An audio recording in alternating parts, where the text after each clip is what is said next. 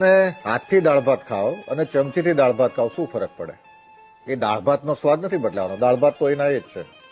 પણ આપણા ગુજરાતમાં તમે જ્યારે સાવ દેશમાં જતા રહો, ગામડે જતા રહો, તો જે લોકો ખરેખર હજી સુધર્યા નથી ને, એ લોકો હાથથી દાળ ભાત ખાય.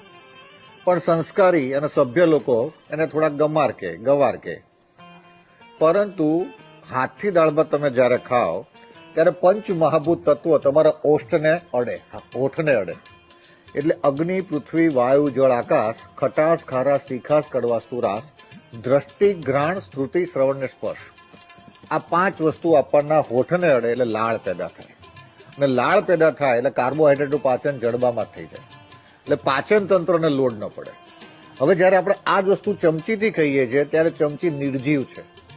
એ ચમચી જ્યારે હોઠને અડે છે ત્યારે લાળ પેદા, સલાઈવા જેને કહે છે, એ પેદા થતા નથી. એટલે કાર્બોહાઈડ્રેટનું પાચન જડબામાં થતું નથી, જે અત્યારે સાયન્સે પ્રૂવ કર્યું છે. એટલે મેં લગભગ 200 થી વધારે લોકોને જેને એસિડિટીનો પ્રોબ્લેમ હતો એને એવું કીધું ચમચી છોડી દો.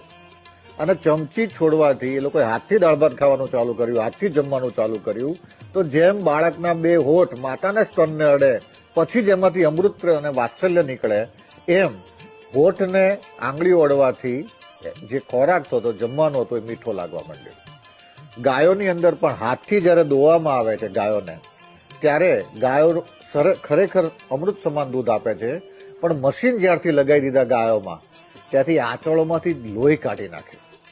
તો જે પરંપરા છે એને રહેવા દો, બદલવાની જરૂર નથી.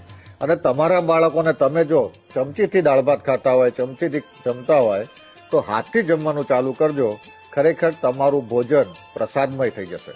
અસ્તુ. વંદે ગો માતરમ. જય બાપુ. મોજ.